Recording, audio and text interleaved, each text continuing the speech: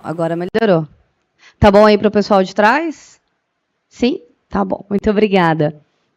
Bom dia. Muito bom estar com vocês aqui hoje no nosso painel Como criar um ecossistema de futuro para uma população cada vez mais longeva. Quando a gente fala de longevidade, a gente tem muitos desafios ainda e muitos paradigmas. Meu nome é Noelle Mercer, faço parte aqui do time da Firjan SESI, e hoje é uma honra estar com essas especialistas aqui falando sobre longevidade. Então, antes da gente começar o nosso painel, eu vou pedir para que cada uma delas se apresente e conte um pouquinho como que foi se aprofundar cada vez mais no tema de longevidade e como que isso trouxe esse desafio, né, na vida de vocês. Então, vou começar com você, Márcia, por favor. Bom dia. Gente, vocês estão muito desanimados. Quero ouvir a voz de vocês. Bom dia! Melhorou, não melhorou? Muito bem, eu sou a Márcia Tavares. Sou uma mulher que hoje está completando 46 anos. Muito obrigada. Cultivando aqui uns fiozinhos de cabelo branco que não fazem mal a ninguém, né? E sou uma pessoa que fez muitas transições de carreira, já empreendi, já trabalhei em consultoria, já estive em grandes empresas, como a Vale, por exemplo, até que fui picada pelo bichinho da longevidade, e ele me picou de um jeito tão sério que eu digo que quero chegar aos 120 anos, ativa, independente e bonita. A tecnologia que lute para me ajudar nessa missão. E depois que eu passei toda essa fase, eu fui para a academia. Então, eu saí da CLT, saí da Vale, fui fazer mestrado, doutorado, e ouvi dos meus amigos a pergunta: Márcia, você vai largar sua carreira de consultora para estudar velho? Aí eu, sim, porque se tudo der certo, eu serei uma. Então, e tem muitas outras coisas que eu e Candice vamos trazer aqui hoje que estão envolvidas nesse assunto, né? E aí foram já 13 anos, fiz mestrado, doutorado, escrevi livro, faço muita palestra, converso muito sobre esse assunto. E estou aqui hoje para compartilhar um pouquinho e também aprender um pouquinho com todas vocês, com a Candice e com a Noelle. Obrigada pela presença de vocês. Olá, bom dia, bom dia. Felicidade de estar aqui com vocês hoje. Vocês me escutam? Melhor? Melhorou? Mas eu sinto que ainda está baixo. Acho que eu vou trocar. Parece que está baixo. Melhor? Bem melhor. É uma alegria estar aqui com vocês. Quase não estive, quase não chego, porque, enfim, ontem São Paulo cancelou 13 voos, mas deu tudo certo. Estou aqui muito feliz de estar aqui no aniversário da Márcia e com a Noelle para falar sobre um tema que se tornou o tema da minha vida nos últimos 10 anos. Eu sou psicóloga de formação, trabalhei 27 anos em corporações, casamentos longos com corporações, fiquei 17 anos na Unilever, trabalhando em marketing, pesquisa de mercado. A minha casa sempre foi Consumer Insights, entendimento do consumidor e inovação. E depois eu fiquei mais quase 10 anos na Kimberly-Clark, onde eu tive contato com a categoria de incontinência urinária. Né? Fraldas adultas. Categoria essa que nem os próprios vendedores da própria companhia acham confortável falar disso nas reuniões de vendas, nos ciclos, né, de lançamento. E tendo trabalhado com pesquisa há tantos anos, eu achei que, já que era um tema árido, é porque tinha alguma coisa ali. Eu sou neta de uma avó que faleceu aos 98 anos e que viveu muito bem e que morreu muito bem, há 2 anos atrás. E ela foi também grande inspiração para que eu fosse para a academia, assim como a Márcia. Eu fui estudar gerontologia enquanto eu estava na empresa ainda e entendi que a longevidade era o tema pelo menos para esse momento da minha vida. Como a vida é longa, a gente não sabe quantas transições a gente vai fazer. Então, hoje eu atuo como mentora, consultora, mentora de pessoa física, como psicóloga, mentora em longevidade, mas também para empresas eu trabalho com consultoria em longevidade para marcas que queiram falar com esse público. Então, eu crio conteúdo, ajudo em geração de insight, entendimento de campanha e também ajudo no letramento com agências e parceiros. Então, hoje nós vamos falar sobre esse tema que, ainda bem, é a paixão de muitos de nós aqui. Obrigada por vocês terem vindo. Obrigada, Márcia. Obrigada, Candice. Então, para a gente começar a falar um pouquinho, a gente tem que saber um pouco mais sobre essas perspectivas da longevidade, né? A Márcia chegou falando, poxa, as tecnologias nos ajudaram, né? Então, estamos vivendo por mais tempo, estamos vivendo com mais saúde, com mais qualidade de vida, e eu achei muito engraçado, né, que as tecnologias que lutem, né? Porque a gente quer envelhecer bem, cada vez melhor. Então, eu vou pedir para a Candice comentar com a gente um pouquinho sobre essa perspectiva e o que ela tem visto, né? Tanto nesse olhar da psicologia, mas também com as consultorias que ela tem realizado. Por favor. Podemos começar com a apresentação, né? Pessoal, vocês vejam se atrapalha, porque a gente está sentado aqui na frente de vocês. Vocês enxergam bem? Beleza. Então, a gente vai continuar sentado. Vou continuar sentada aqui, tá?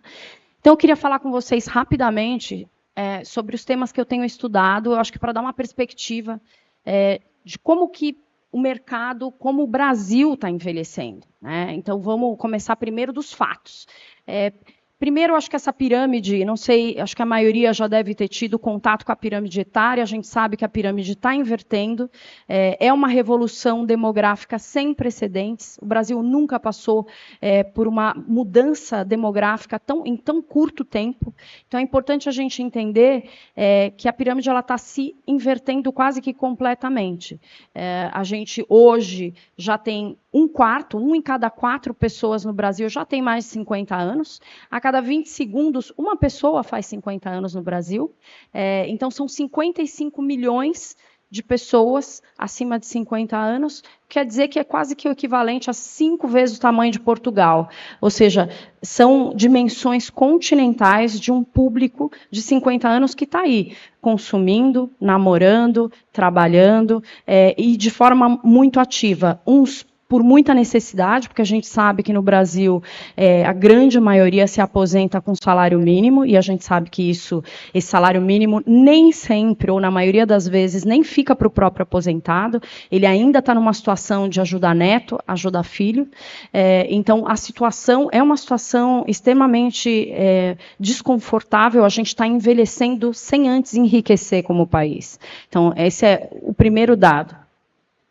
Segunda coisa o tema do envelhecimento é um tema muito árido, né? Assim como o tema do luto, assim como outros temas que ninguém, muitas vezes, até os temas financeiros, as pessoas evitam esses temas, porque acham que evitando falar sobre o tema vai se resolver sozinho.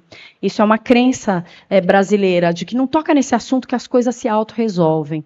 Mas hoje, olhando para a forma e as ferramentas que a gente vai ter para o envelhecimento, a gente precisa entender que quanto mais a gente falar sobre o tema, maior vai ser o nosso menu de opções. E quanto antes a gente começar a falar desse tema, melhor vai ser para a gente poder ter esse menu à disposição. Queria lembrar o conceito de bônus demográfico. Se a gente se lembra bem, bônus demográfico é quando a gente tem uma população ativa maior do que a população que recebe aposentadoria. Então, eu tenho um maior contingente de pessoas que recolhem o INSS do que pessoas que usufruem do INSS. Se é que a gente pode usar a palavra usufruir, né? Mas vocês entenderam o que eu estou querendo dizer. O bônus demográfico acontece quando eu tenho esse montante maior, eu recolho mais do que eu pago. Esse bônus demográfico, ele acabou agora em 2023 no Brasil, ou seja, a partir de 2023, a gente começa a ter mais gente precisando receber o INSS do que pessoas que estão recolhendo o INSS. Ou seja, não dá para contar com o governo, não dá para contar com instituições, a gente precisa, a gente está no momento de envelhecimento do Brasil, que é cada um por si. Então, por que é tão importante a gente se equipar e a gente se preparar para esse tema? Em 2031, a gente já começa a ter a inversão da curva, ou seja, ter mais pessoas acima de 60 anos do que pessoas de 0 a 14. Então, isso tudo vai ter um impacto, não só financeiro, mas social, coletivo, né, no nosso país. Queria trazer aqui alguns conceitos de países que já envelheceram antes da gente, como Estados Unidos, por exemplo, já envelheceram, quer dizer, eles já têm um contingente de pessoas acima de 60 muito grande, né? Eles abrem em 3 conceitos só para entender o que é velhice, eles não colocam 50 a mais todo no mesmo bolsão, é preciso a gente estratificar. Por quê? Porque as décadas vão sendo muito diferentes para as pessoas. Eu costumo dizer que quando as pessoas falam, olha, estou fazendo uma campanha para os 50 a mais, super orgulhosa, eu sempre volto e digo, olha, fazer uma campanha 50 a mais ou fazer um produto para os 50 a mais é tão assertivo quanto você fazer um produto para os 50 a menos. Quantas gerações cabem do 0 aos 50? Dos 50 aos 100, também são muitas gerações que estão lá dentro. São necessidades diferentes do ponto de vista cognitivo, financeiro, social, psicológico. São necessidades diferentes. São momentos diferentes de vida. Então, por exemplo, existe um conceito que se chama sociedade em envelhecimento, que é o Aging Society, que eles chamam. Que isso quer dizer que assim, mais de 7% da população tem 65 anos. A sociedade envelhecida, ou Aged Society, quer dizer que 14% dessa população tem mais de 65 anos. E o Super Aging Society quer dizer que mais de 20% da população tem mais de 65 anos. Nós somos já uma Super Aging Society. Nós já estamos caminhando para isso. De maneira muito rápida. É importante a gente lembrar que países que envelheceram, né, que passaram por esse processo de envelhecimento, de transição demográfica antes da gente, França, Estados Unidos, Japão, eles levaram de 100 a 120 anos para fazer essa transição. Brasil e Coreia estão fazendo isso entre 20 e 30 anos, ou seja, não dá tempo. As pessoas perguntam, mas por que agora está todo mundo falando de envelhecimento? Gente, porque é urgente. Porque passou da hora da gente olhar para isso. E eu acho que quanto mais jovens as pessoas que têm contato com isso, maior vai ser o tempo para elas reagirem a essa perspectiva que vai ser inerente para todo mundo. Vai ser o envelhecimento, ele é inexorável, vai chegar de uma forma ou de outra, a gente falando ou não. Então, eu sempre gosto de pensar que se a velhice ela é um destino, por que a velhice é tão indesejada ainda? Quando a gente vai viajar para um destino, a gente procura falar com pessoas que estiveram lá, a gente conversa, pega dicas, a gente fala, putz, me ensina o que você fez que deu certo, o que você fez que não funcionou, o que você fez que foi muito legal. E pensar que a nossa sociedade, a gente não conversa com os mais velhos para falar, me ensina um atalho, me explica como é chegar aí nas condições que você chegou, o que você faria no meu lugar, o que você não faria. E a gente tem bibliotecas humanas ambulantes, né, com 50, 60, 70, 90 anos, que elas não são consultadas, porque a nossa sociedade está trocando essa consulta pelo ChatGPT e pelo Google, que está tudo certo. Está tudo certo.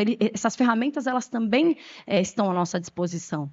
Mas se a gente, quando vai para um destino novo, a gente fala com alguém, por que quando a gente não conversa com alguém que é mais velho que a gente, para entender o que é o destino, que é a velhice? Por que eu falo de desejo? Como psicóloga, eu preciso lembrar que desejo é a pulsão de vida. Sem desejo, a gente não cria nada, a gente não planeja nada, a gente não prepara nada. Então, para envelhecer bem, a gente precisa desejar chegar lá. Porque desejar não envelhecer, a gente estava semana passada até numa indústria de beleza, e eu sempre digo que o melhor é anti-aging. O mais eficiente é a morte.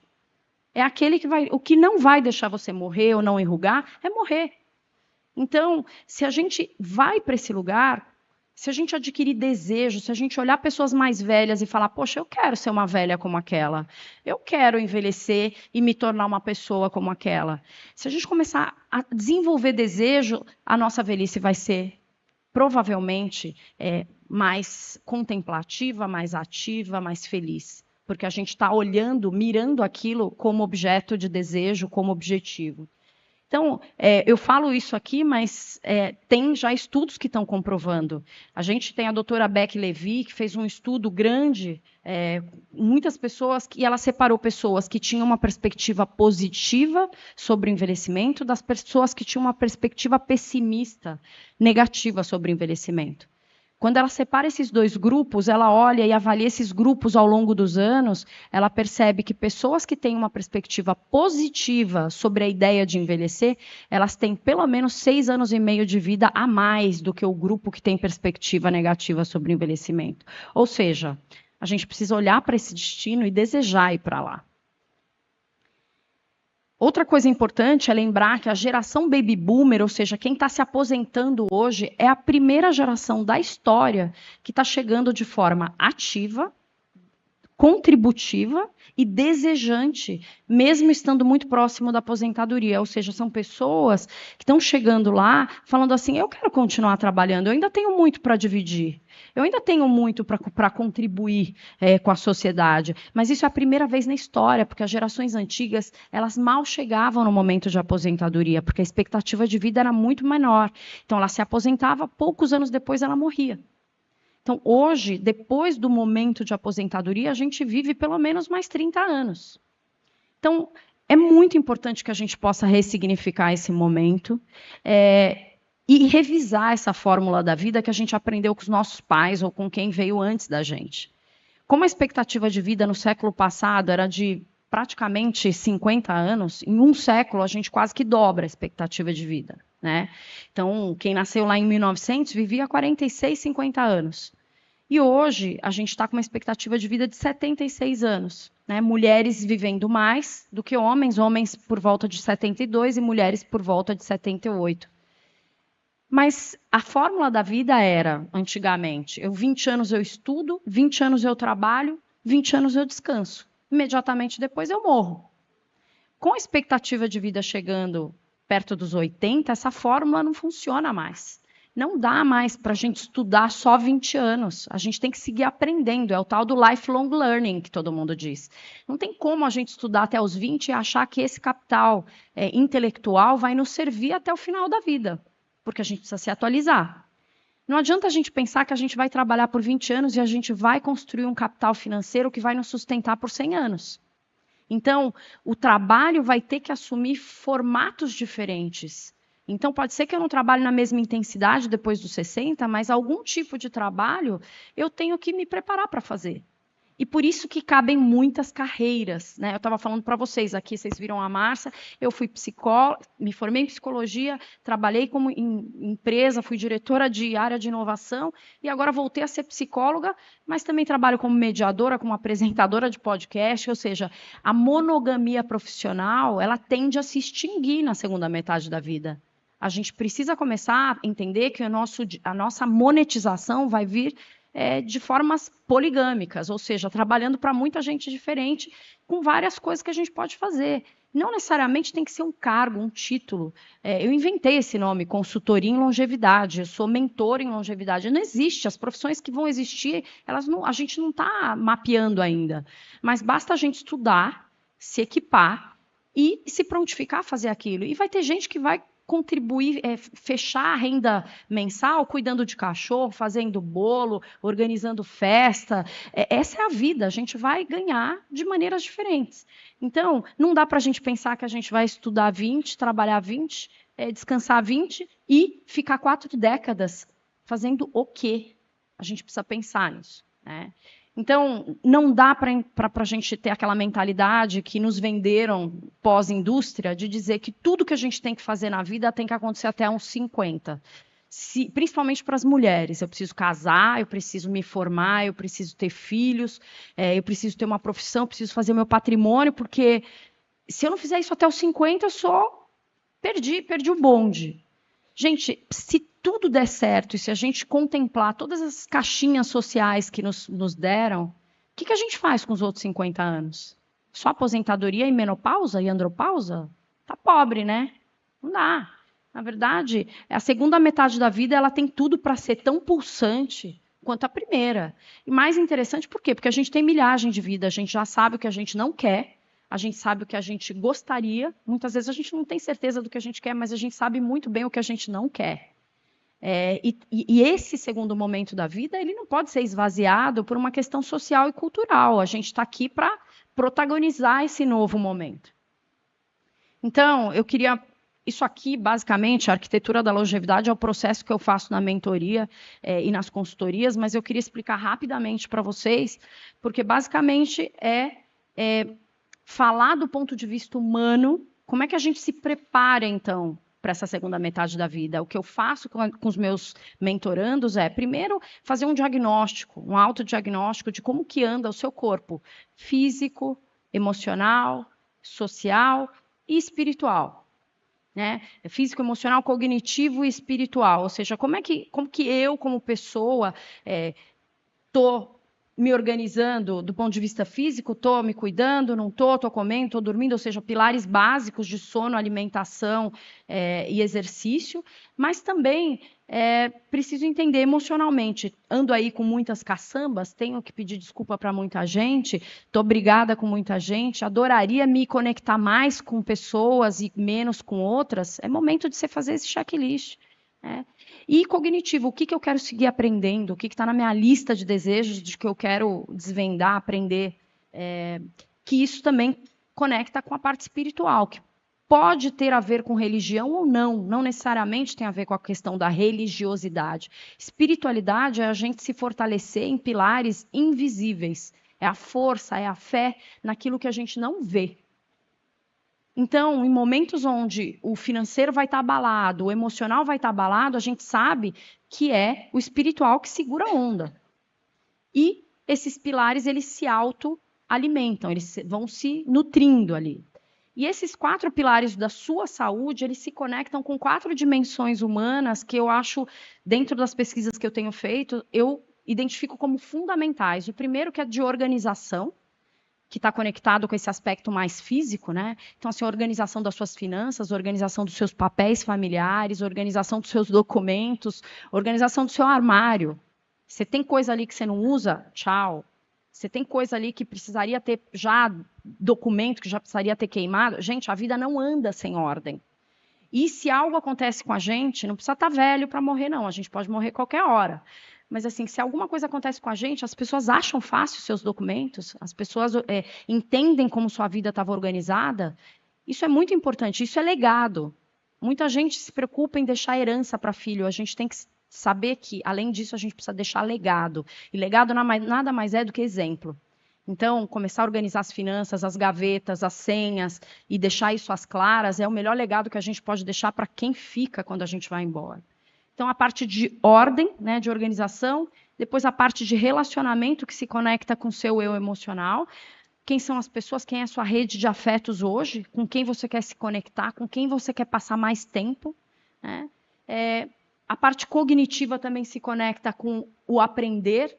Então, quais são os meus próximos desafios intelectuais que eu vou me colocar para que eu continue fazendo sinapse e meu cérebro esteja plástico, ou seja, flexível para criar novas sinapses. Isso tudo é capital que a gente está criando. Né? E, obviamente, isso culmina na questão do servir, que muita gente chama de propósito. Eu, particularmente, já cansei um pouco da palavra propósito, porque eu acho que ela angustia muito as pessoas que acham que ainda não encontraram a razão de existir. Eu tenho filho que está indo para o vestibular agora, né? E eu falo, esquece essa coisa de propósito, você está fazendo vestibular. Sabe qual vai ser o seu propósito? Passar no vestibular e pagar suas contas. Esse vai ser seu propósito. Depois você vai pensar em uma causa. Isso tudo, o propósito, quando a gente se coloca na postura de servir, se colocar a serviço com o material e com a habilidade que a gente tem, qualquer que seja, o propósito nos acha. Então, a minha perspectiva a respeito de propósito é que a gente não caça o propósito. O propósito nos acha no meio do caminho, fazendo coisas para outras pessoas, colocando nossas habilidades a serviço da comunidade, a serviço da nossa família, a serviço dos nossos vizinhos. O propósito, tenho certeza que vai te achar.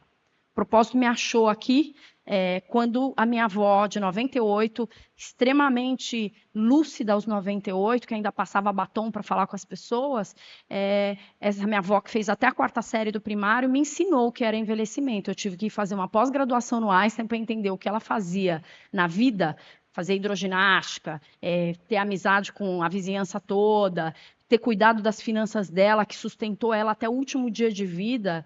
Eu fui entender que o que ela fazia de maneira totalmente intuitiva, era isso que eu estava aprendendo dentro da academia, né, dentro dos estudos e dos livros. Então, o propósito me achou olhando para minha família, olhando para minha avó e admirando a jornada dela.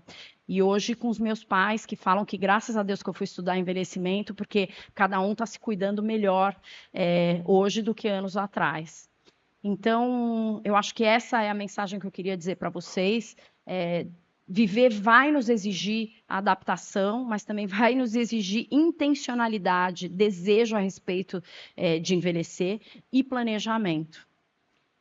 É isso, eu vou ficar à disposição para as perguntas.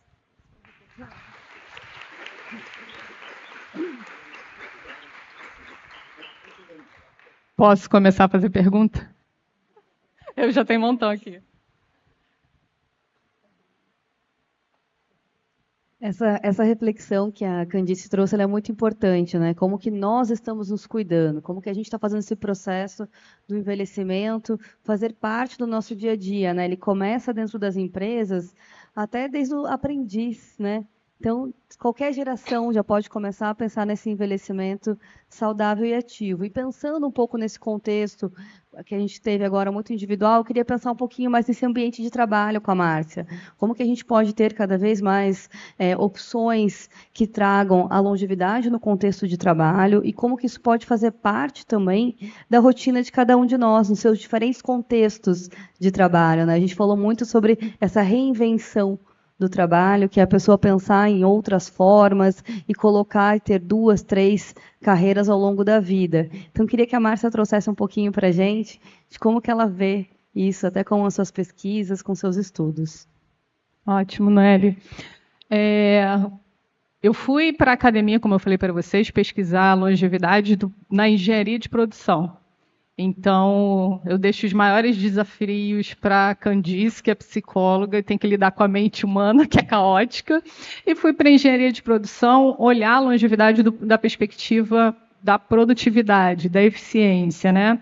E dessa coisa que a Candice mostrou aqui para a gente, que é muito tempo para a gente cruzar braço e só ver TV. Então, mas uma parte disso depende do nosso protagonismo. Outras partes vão depender ou do governo, das instituições públicas e também das organizações. Então, o que eu trouxe aqui é uma abordagem que mostra um pouquinho da importância da pessoa, do trabalhador, da trabalhadora madura na força de trabalho. Não está avançando. Foi. A primeira coisa que me chamou a atenção quando a gente conversou sobre esse painel foi a palavra ecossistema, que justamente dá a ideia de que o que a Candice trouxe do envelhecimento individual, do contexto familiar, está conectado com o que acontece nas comunidades, nas cidades, nos países e, inclusive, nas empresas, né, em qualquer tipo de organização.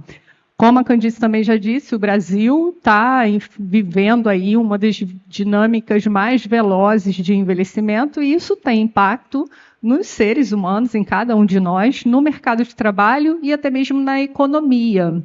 Não só pela questão da previdência, que já é muita coisa, mas por vários outros aspectos que a gente não vai ter tempo de falar hoje, então eu escolhi um para pontuar. Pelo que a gente entende em termos de crescimento econômico, desde a década de 80, a maior parte do crescimento do nosso PIB vem também do crescimento da própria força de trabalho em idade ativa, né? Então, a população em idade ativa vai de 15 a 64 anos. 64 era uma idade, né, um corte que se fez para dizer que aquelas pessoas estão em idade de trabalhar. Mas a gente já sabe que a gente está transpondo esses limites, né? Então, quando a gente vê essas 3 pirâmides da população de 2013, 2040, 2060, a gente nota que já foi um dia que a maior parte da força de trabalho do país era jovem, que está aqui, na base da pirâmide, né? Hoje, essa pirâmide, vocês já devem ter visto por aí, muitas vezes, essa pirâmide está se abaloando e a maior disponibilidade de mão de obra já não está nas bases. E nunca mais vai estar, porque não nascem mais crianças suficientes para repor essa força de trabalho. Ou seja, a gente vai ver aqui que ainda em 2041, a população brasileira também começa a encolher. Então, a gente não só está envelhecendo, ou seja, aumentando o número de pessoas idosas entre a população, como a gente está nascendo menos crianças, que não repõem a força de trabalho suficiente, e todo mundo junto essa população brasileira também ainda vai encolher. Só que no Rio de Janeiro, esse processo começa antes de 2041. É o terceiro estado, começa já em 2028. Coisas que a gente não vai perceber se a gente não estiver prestando, como a Candice trouxe aqui, com intencionalidade, com a mentalidade de planejamento sobre isso, né? E aí, quando a gente diz que essas mudanças na população vão acontecer, a gente está dizendo que o jeito de produzir riquezas no país vai mudar, porque não são mais os jovens apenas, né, que vão estar disponíveis para o trabalho. As pessoas, 60 mais, 50 mais, 60 mais, também, e em grande número. E aí, será que a gente está preparado para isso? Aqui, esse gráfico mostra que cada vez mais a riqueza, ou seja, o crescimento da economia, o PIB, vão depender não dessa faixa verde, que era, desculpa, não dessa faixa azul, que era a população, a idade ativa, que eu falei para vocês que está encolhendo, porque o número de jovens está diminuindo, mas do gráfico que a gente tem da área em vermelho, ou seja, o número de pessoas disponíveis para o trabalho não vai aumentar, principalmente quando a gente fala de jovens. Então, para a gente ter mais, gerar mais riqueza, a gente vai ter que aprender a ser mais produtivo. Ou seja, como eu falei, o crescimento econômico vai depender cada vez mais do aumento do número de trabalhadores maduros. Por quê? Porque é onde vai estar a maior disponibilidade de mão de obra, diferentemente do passado. Então, a gente precisa de políticas e empresas que entendam isso e abram espaços, que entendam como incluir trabalhadores 50 a mais no mercado formal, né? E também depende das empresas investirem recursos em tornar as pessoas mais produtivas e não mais doentes, que é o que a gente tem visto aí, principalmente quando a gente fala de doenças mentais, né? De problemas mentais, saúde mental.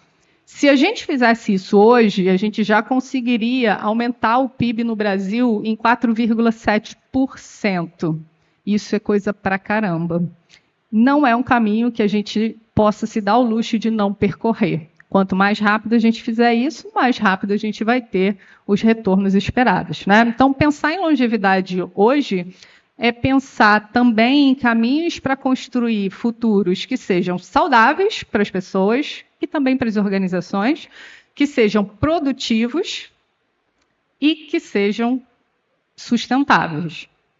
E aí, sabendo disso, eu faço sempre uma pergunta, né? Como é que as empresas, qual o papel das empresas e como é que elas podem criar ecossistemas que incluam essa força de trabalho e que permitam que os trabalhadores maduros, de fato, tenham performance? Porque uma coisa que a gente começa a ver no mercado são as empresas despertando para a importância e a necessidade de ter uma força de trabalho intergeracional, com uma presença aumentada de pessoas com 50 anos ou mais. Muitas vezes elas lançam os programas de contratação de profissionais 50 a mais, mas internamente elas não se prepararam para isso. Aí o trabalhador chega lá, ou a trabalhadora chega lá, não performa, não alcança a produtividade, que a gente viu que vai ser cada vez mais importante para o PIB, ele não alcança o que é esperado. Por quê? Porque a empresa não se preparou. Os gestores não estão preparados para lidar com os 50 a mais, os processos, a tecnologia, às vezes a estação de trabalho não permite que a pessoa performe, porque, é claro, a gente envelhece melhor, envelhece, mas a gente também não pode negar que existem diferenças no avançar da idade, né? Então, nosso corpo vai precisando de uma cadeira talvez um pouquinho diferenciada, mais confortável. Estava falando aqui com a Kika. Kika fala muito sobre envelhecimento, a influenciadora nas redes, ela organiza uma festa muito bacana aqui para 60 a mais. Uma pergunta que ela disse que as pessoas fazem: tem como sentar? O banheiro é no mesmo andar da festa? Gente, isso é empoderador, porque a pessoa não está se limitando. Ela não deixa de ir na festa, ela vai. Mas é claro que dá para encontrar algumas facilidades que vão naturalmente viabilizar que ela de fato se divirta lá e que não sofra nenhum acidente também, né?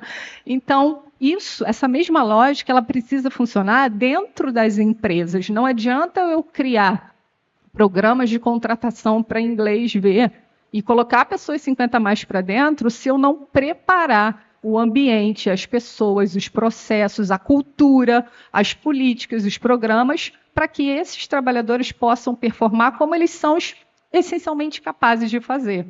Tá? E aí, eu fundei uma startup que ficou incubada no Parque Tecnológico da UFRJ desde 2017, e a gente desenvolveu uma metodologia para ajudar as organizações a fazerem isso. Né?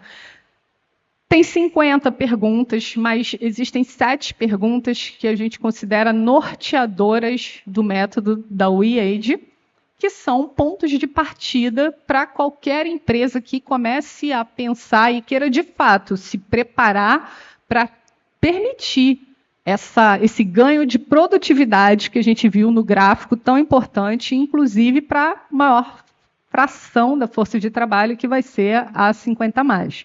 Então, a primeira pergunta importante para qualquer organização fazer é: a cultura da minha empresa, ela reconhece, ela acolhe, ela valoriza a contribuição dos trabalhadores mais velhos? Primeiro ponto de partida. Segunda pergunta: a perspectiva da longevidade está incluída nas diretrizes estratégicas? É uma coisa sistêmica? Todo mundo na empresa sabe do que se trata isso? Os gerentes, as metas estão atreladas a esse tema, aos desafios dessa pauta? Se não, está fazendo de brincadeira, não está fazendo sério. Mas, assim, é claro que eu gosto de pontuar que o envelhecimento já né, a longevidade já é uma novidade para a gente. A Candice acabou de dizer que ela foi fazer pós-graduação e na pós ela observou aquilo que a avó fazia na prática, sem nenhuma formação específica. A gente está aprendendo a envelhecer. Para o gestor, a gestora, ele não aprendeu a envelhecer por ele mesmo. Ele ainda está aprendendo, ou ela. E aí eu tenho que cuidar não só do meu envelhecimento, mas eu tenho que cuidar do envelhecimento das pessoas de todas as empresas, de toda a empresa. Então, não é uma tarefa fácil, perdão. Não é uma tarefa fácil, é desafiadora, mas precisa ser feito o quanto antes. E aí, continuando aqui, terceira pergunta para a organização se fazer é: a comunicação da empresa, ela promove o envelhecimento ativo? Ela engaja os stakeholders? Eu cobro dos meus fornecedores que eles se posicionem e que, de fato, implementem políticas e programas que possam ser facilitadores, que possam ser inclusivos para os 50 mais? A minha comunicação, ela incentiva o trabalho intergeracional, ela está incentivando a competitividade entre as diferentes gerações dentro do ambiente de trabalho? Então, são perguntas para fazer, e cada pergunta dessas 7 que se faz abre um leque que desdobra em um monte de outras perguntas. Mas a gente precisa de um ponto de partida, né? Porque é um negócio muito grande. Longevidade permeia todas as áreas da organização, assim como da nossa vida. Então, não é tão simples, não é de uma hora para outra.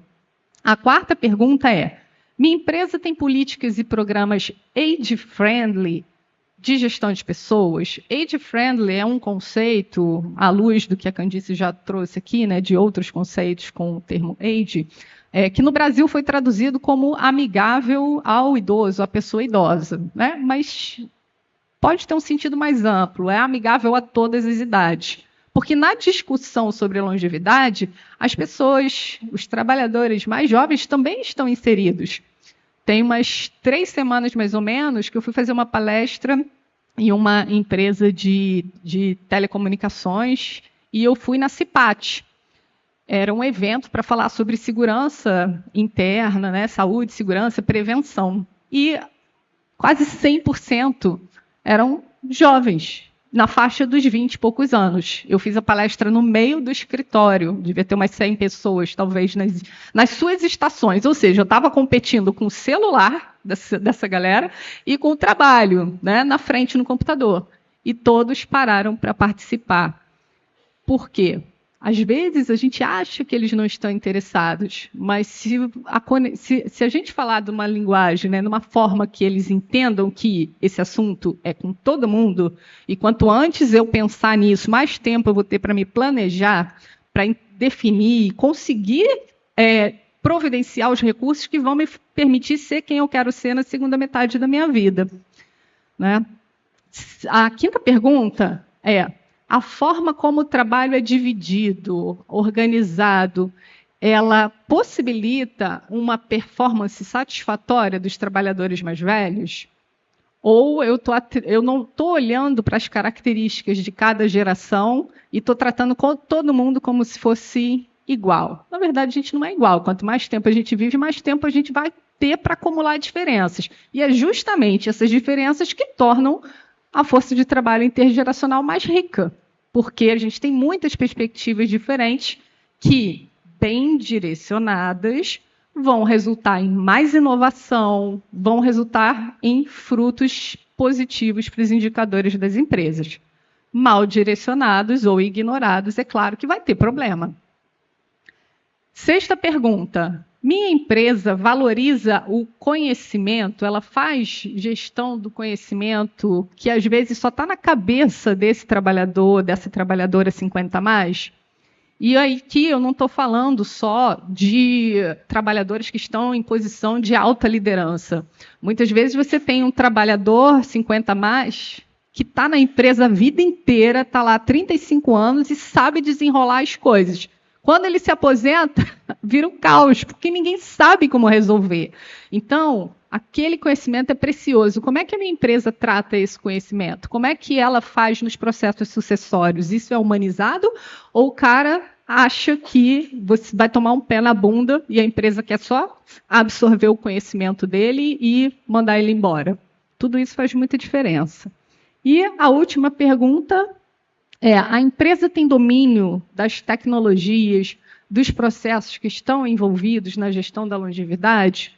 Isso aí é um mundo, tá? Mas um ponto é: o que eu tenho de tecnologias, de sistemas na minha organização que podem ser colocados a favor do trabalho 50+? Né? Como é que eu tenho que definir os meus processos? Então, quando a gente responde essas 7 perguntas, a gente cria um ecossistema dentro da organização, e serve para qualquer tipo de organização, onde a gente está fazendo trabalho de construir uma cultura age-friendly, onde a gente tem políticas e programas de gestão de pessoas pensados para uma força de trabalho que inclui 50+ e que foca no intergeracional, a forma como a gente organiza o trabalho, define salários, políticas de como é que a gente faz a gestão do conhecimento. E como eu já falei aqui, né, se longevidade é uma perspectiva que está abarcada já na visão estratégica da organização, como é que a comunicação engaja toda a cadeia produtiva da organização, tanto clientes, quanto fornecedores, quanto os próprios funcionários, a liderança especificamente, e domínio tecnológico que eu já falei. Né? Então, esse gráfico, para mim, é uma resposta ao título, né? Como é uma ideia, né? É uma resposta possível de como as organizações podem criar ecossistemas para a força de trabalho que envelhece cada vez mais. Né? E agora, passo a palavra para a Noelle e vamos conversar. Obrigada, Márcia. Que honra estar contigo aí no seu aniversário. A gente sempre fala, né, que bom que estamos fazendo aniversário, porque quer dizer que estamos envelhecendo. Quero fazer uma pergunta para a Candice, pensando um pouco na sua experiência, na metodologia construída. A gente fala muito sobre a revolução prateada, sobre os novos produtos no mercado. Como que você vê, pela tua experiência, esse olhar de novos produtos para o mercado 50+? Em primeiro lugar, eu acho que retomar uma coisa que eu falei já lá no começo. Então, produtos 50+, esse conceito é extremamente amplo. Dentro dos 50+, a gente tem 55, 75, são desafios diferentes, necessidades diferentes. Eu acho que esse olhar mais detalhado, para todos os aspectos humanos que eu mostrei antes, né, o corpo físico, emocional, cognitivo, espiritual de cada um desse público, desses consumidores, isso já denota diferentes respostas do ponto de vista de produtos e serviços. Mas acho que o interessante é a gente pensar que a gente precisa de produtos e serviços que sejam inclusivos. Eu acho que a gente não precisa rotular como 50 a mais, como 60 a mais, como prateado, como silver. Somos pessoas. E quem está envelhecendo, eu estou imersa no tema há pelo menos 10 anos, você também, então a gente olha para isso. Mas quem não está, a pessoa está simplesmente vivendo. E muitas vezes a pessoa tem 65 anos e fala assim, agora lançaram um celular 65 mais. Ela pode ter 65, ela olha e fala assim, não é para mim, eu não me sinto assim. Por quê? Porque a imagem do envelhecimento, ela não foi atualizada. É só a gente lembrar. A minha avó, que eu comentei com vocês, quando eu nasci, ela tinha 50 anos, ela tinha a minha idade. Se eu pego as fotos dela comigo no colo, ela era uma vovó, uma senhora, que é muito diferente das pessoas de 50 anos hoje. Então, a gente está aprendendo a envelhecer de uma maneira muito devagar, ainda, por quê? Porque a gente se deu conta disso, que é um fenômeno muito recentemente, e a nossa cabeça, todo o nosso arquivo imagético, ele não acompanha o envelhecimento. Quando a gente fala de alguém de 60 anos, mesmo uma pessoa de 60 anos, ela olha no rótulo uma vitamina, isso aqui é para os 60 a mais, ela fala, não é para mim. Não estou precisando de vitamina ainda, estou ótimo, estou correndo, estou namorando, eu não sou que nem os outros de 60. Então, todas as vezes que a gente rotula, a gente corre o risco de excluir muita gente. Todo rótulo exclui. E eu acho que a gente precisa, como indústria, como fornecedores de serviços e produtos, pensar em como que a gente inclui. E não é com nome específico que a gente vai fazer isso. Então, eu acho que é principalmente entendendo a fundo as necessidades e os desejos dessas pessoas, representá-las de maneira correta, porque muitas vezes a gente só vê estereótipo, né? De o senhor, a velhinha fazendo tricô e o velhinho andando de Harley Davidson ou pulando de paraquedas, ou fazendo palavra cruzada, que são 4 formas de envelhecer. A gente tem infinitas formas de envelhecer. Se a gente olhar aqui, quantas pessoas são, cada um é único. Então, acho que é muito mais perceber o ser humano antes da idade. Por isso que meu negócio se chama Beyond Age, né? Que é além da idade. A idade, ela vai estar lá, é um número, é uma cronologia. E eu acho que a gente é o que a gente é pela nossa idade. Então, eu não gosto dessa história, a idade não me define. Define pra caramba. Uma pessoa de 40 é diferente de uma pessoa de 50. Agora, como você vive a sua idade é outra coisa, ela não te limita. Mas o fato é, o que tem depois da idade, da data de nascimento? O que vem depois? Qual que é o ecossistema onde essa pessoa está inserida? E é aí que as empresas, né, precisam olhar para poder servi-los melhor. Isso que você trouxe faz total diferença quando a gente coloca até a metodologia da Márcia para um ambiente mais inclusivo, né? Quando a gente fala das diferentes gerações. Hoje todo mundo trabalha com, às vezes, 3, 4 gerações. Então, isso já faz parte do nosso dia a dia. E a forma como ter esse trabalho é que vai mudar. Então, Márcia, pelas consultorias, pelo trabalho que você tem feito, o que você vê nesse relacionamento intergeracional e como que você traz também os conceitos de longevidade para que as empresas, né, e nós aqui como sociedade, colocamos cada vez mais em prática, né, no nosso dia a dia?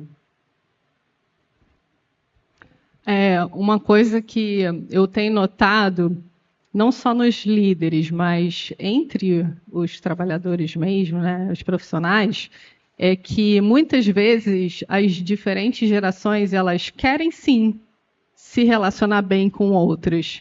Elas só estão num ambiente que opera de um jeito diferente, faz com que elas estejam competindo em vez de se complementar e andar na mesma direção. Hoje a gente já vive um momento muito melhor. Quando eu comecei 13 anos atrás, a gente falava sobre isso nas empresas, o pessoal olhava para a cara da gente assim, tipo, está fazendo o que aqui? Não sei do que se trata, não é comigo que você está falando, porque a minha empresa só contrata jovens, então é que nem quando eu fui fazer palestra para os jovens lá da telecomunicação. Eu sei que vocês estão pensando que vocês vão ficar ricos antes de se aposentar, não estão? E todo mundo riu na hora. Por quê? Porque a gente, o ser humano, espera que o melhor vá acontecer para ele. Para os outros, só tragédia. Mas para a gente, tudo vai dar certo. Eu não vou precisar da Previdência Social. E com as empresas é a mesma coisa. Eu vou contratar os jovens que estão disponíveis ali na pirâmide. Mas não preciso me preocupar com o que eu vou fazer com os 50 a mais, porque eu não quero 50 a mais na minha empresa. Vimos ali que cada vez isso faz menos sentido. Hoje já falta mão de obra jovem, qualificada, em algumas áreas de atuação. Hoje a gente vê os jovens tentando caminhos alternativos, enxergando a relação entre trabalho e vida pessoal de uma forma diferente, e muitos se recusando a assumir cargos de liderança, porque são insalubres. Então, as empresas que continuarem acreditando que elas vão ser produtivas, que vão manter a eficiência produtiva e a competitividade sem incluir trabalhadores 50 a mais, estão cometendo um grave erro desde agora. Mas eu também tenho visto muitas organizações já dando os primeiros passos. E aí não quer dizer que elas comecem com aquele ecossistema que permeia toda a organização. Não, aquilo ali é um ideal para a gente perseguir. Mas entre o mundo ideal e o mundo real tem muita coisa. A gente sabe que tem uma distância muito grande, né? Aquela reta que você imagina que vai ser sua vida faz assim, dá um loop, né? Então, para as organizações não é diferente, mas é importante começar com letramento, né? Fazer sensibilização para o tema, fazer uma etapa de letramento, olhar. Eu tenho uma ferramenta de diagnóstico que ajuda a olhar para a empresa e entender naquelas 7 áreas onde está o ponto mais crítico para ela saber em que direção ela dá o primeiro passo, porque é tudo muito novo. Às vezes falta recursos, às vezes falta recurso financeiro e falta gente. Também diversidades. A gente vê várias áreas, né, de diversidade e a diversidade etária, que é para todo mundo, não importa que outra pauta você esteja inserido. Quando a gente fala de envelhecimento, todo mundo que não morrer cedo vai envelhecer, não importa se é preto, se é branco, não importa a orientação sexual, não importa nada disso. A gente vai envelhecer. Então, a diversidade etária fala com todo mundo. No entanto, ela é a menos endereçada nas organizações. Então, isso aí já é uma primeira... Agora, é só por aí que esse assunto vai entrar? Não, a gente viu que tem 7 portas de entradas ali. Eu falei para vocês que eu fiz uma palestra para a CIPAT, né? Para quem não conhece, é um evento que se faz da CIPA, né? De saúde e segurança, prevenção. E falar de longevidade e planejamento é falar de prevenção. Você pode evitar muita dor de cabeça, muitos desafios evitáveis no futuro. Então, você pode envelhecer com mais potência se você começa a pensar antes. Esse conceito se aplica para a gente, enquanto indivíduos, e se aplica para as organizações. Então, o tema longevidade fala com saúde e segurança, fala com cultura, fala com gestão de pessoas, fala com gestão de conhecimento, fala com ergonomia, né, os processos, a forma como a gente organiza o trabalho. Tem várias maneiras de trazer esse tema para dentro da organização. Então, o que eu tenho visto e a forma como eu ajudo é justamente hoje, apoiar as empresas para elas conseguirem identificar essas portas de entrada, né? Ótimo. Está muito vinculado também ao ESG, né, no social, trazendo esse olhar de diversidade, de bem-estar através do trabalho, também pelo conceito da longevidade. Pessoal, eu queria verificar se alguém tem alguma pergunta. Que bom. Então, deixa eu passar aqui o microfone. Não, é uma pergunta rápida, na verdade, uma colocação que eu achei bem interessante, assim, esse lugar da mulher dentro do mercado de trabalho, a partir de qual idade é considerado válido, né? Eu fiz uma entrevista relativamente recente, ela foi ótima, e no final perguntaram quantos anos você tem. E aí eu perguntei o quanto isso é relevante em relação a essa função. E aí eu falei 33. É que a gente quer pessoas mais jovens, sabe? Que têm mais disponibilidade, um pouquinho mais assim de vigor para fazer as atividades, que tinham múltiplas funções que, claramente, uma pessoa mais velha é bem mais capaz de dizer, bom, essas funções aqui não posso exercer, pois assim, é um abuso daquela função E em outra entrevista que me perguntaram se eu pretendia ser mãe. É isso. O que você acha de como isso... Você já tem que ir com um gravador nas próximas entrevistas. Já te Pois dou é. esse toque. Porque Pois é. o primeiro foi etarismo na lata. Porque ele nem... exatamente. Na verdade, a idade, a gente nem deveria... Já assumi aqui, porque já subiu o sangue, desculpa. Mas assim, porque a idade... de novo, né, o que tem por trás da idade? A gente sabe que ainda existe muito isso. E existe também uma coisa que eu falo que é um fenômeno do LinkedIn, que é a questão do sobrequalificado. Eu tenho várias amigas que saíram de empresa, passaram um tempo, agora decidiram voltar, totalmente aptas a trabalharem, conectadas, seguiram estudando, e daí quando elas entram num cargo, elas falam, eu não quero voltar para minha vaga de diretora. Eu fico feliz se eu for uma gerente. Por quê? Porque eu já fiz meu pé de meia, eu quero seguir trabalhando, quero seguir intelectualmente ativa, e o que acontece? As pessoas falam, você é overqualified, porque você, se for uma diretora, uma VP, você jamais vai voltar para ser uma diretora ou uma gerente. Você jamais vai vir por um salário menor. Então, isso também é uma questão assim, os RHs eles precisam se atualizar urgente, porque não é a idade, não é o salário, tem outros critérios, inclusive de reconhecimento e de benefícios. O benefício hoje das empresas, eu sempre digo, o benefício hoje para a empresa ainda é para a família tradicional, que tem mamãe, papai, filhinho e filho pequeno. Quando eu saí da corporação, meus filhos já eram adolescentes. Não tinha, além do plano de saúde, não tinha nenhum benefício ali que me atraía. Por quê? Porque tem a festa de fim de ano, tem o presente de não sei o quê, tem a creche. Meus filhos não usavam nada daquilo mais.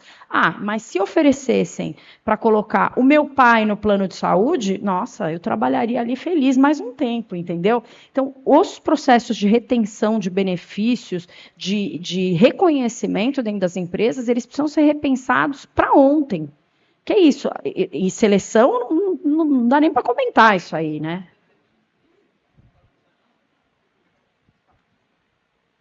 Ainda teve um último detalhe, que as duas entrevistas de duas empresas diferentes eram para arte e educação em espaços museais. Espaços museais, arte, educação e museu, que é uma coisa que eu, de fato, tenho experiência, eu tenho inglês fluente, então... Né? Que uma pessoa de 70 anos poderia fazer essa função de maneira brilhante. Uma professora de História da Arte, alguém que tenha esse contato. Então, assim, acho que o preconceito precisa ser... E detalhe, que ela está falando de 50 mais não, ela está falando de 33. Tá? Por isso, gente, isso aí você tem que ter gravado. Não, acho que essa situação, Raquel, foi surreal. Fiquei muito triste de você ter que passar por isso. Tá. E quando a gente fala de um ambiente inclusivo, com diversidade, a gente está falando também da longevidade. Então, que pena que essas empresas passaram por isso, que pena que você passou por isso, que pena pelas outras, né? Ou que sorte a sua de não ter ido trabalhar lá, né? Também, verdade. Olha, esse conceito que até a Raquel compartilhou conosco, do que aconteceu com ela, mostra a oportunidade que a gente tem de entrar dentro das empresas, de falar sobre longevidade, de capacitar essas pessoas que hoje não estão aptas a estar, por exemplo, num processo seletivo, né? Letramento e sensibilização com relação à longevidade são urgentes, gente. As pessoas fazem letramento racial, as pessoas fazem letramento em orientação sexual. Como a Márcia falou, letramento em longevidade, dando um exemplo rápido, semana passada eu estava atendendo um cliente no meio da reunião, ele falou assim, não, a gente até tentou com essa marca trazer a questão da longevidade, porque a maior parte dos nossos consumidores dessa marca são 60 a mais. Só que a agência sempre pede para a gente que a gente precisa rejuvenescer essa marca. Eu falei para eles, aproveita para falar isso entre a gente, porque em muito pouco tempo isso vai ser tão politicamente incorreto quanto você falar, precisamos embranquecer essa marca. A pessoa se assustou. Eu falei, mas é isso, porque etarismo ainda é um preconceito aceito. As pessoas ainda passam pano para isso, mas espero que com o nosso trabalho e com a sensibilização e o letramento de muita gente, isso passe a ser politicamente incorreto urgente, né? De maneira urgente. Mas é isso, a gente precisa letrar e sensibilizar as pessoas para o tema. É isso mesmo.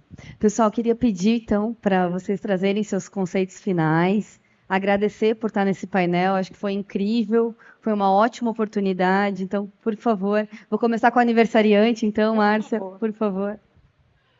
Bom, aquelas 7 perguntas que eu trouxe aqui, eu acho que elas funcionam não apenas para os líderes fazerem, mas para cada um de nós que está atuando dentro de uma organização, tanto para refletir se você quer ficar nessa empresa ou não, né?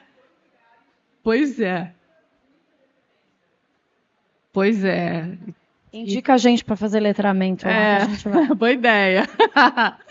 Sim, e quanto para a gente entender, né? Olhar para frente. É assim hoje que tratam o funcionário que tem 50 a mais. Como vão me tratar quando eu estou com 33? Daqui a alguns anos, como é que eu vou ser tratada? Olhar e ter políticas e programas que incluem e que abrem espaço para uma boa performance dos trabalhadores 50 a mais é uma ferramenta de retenção da força de trabalho jovem. Porque assim como a Candice falou, se eu ofereço benefícios para o funcionário, meu funcionário, minha funcionária, que são jovens, para ajudá-los a cuidar dos pais, eu estou ajudando essa mulher a ficarem aqui. Se eu faço com que o trabalho flua melhor entre gerações, eu estou criando condições saudáveis, um ambiente de segurança para que diferentes idades atuem juntas e performem bem e tenham paz, né? Saúde mental. Então, se vocês puderem compartilhar essas perguntas, eu acho que elas são bons pontos de partida para uma reflexão se você é líder ou se você é liderada, né? Então, obrigada pela oportunidade de estar aqui, é muito bom. Obrigada pelo tempo de vocês hoje.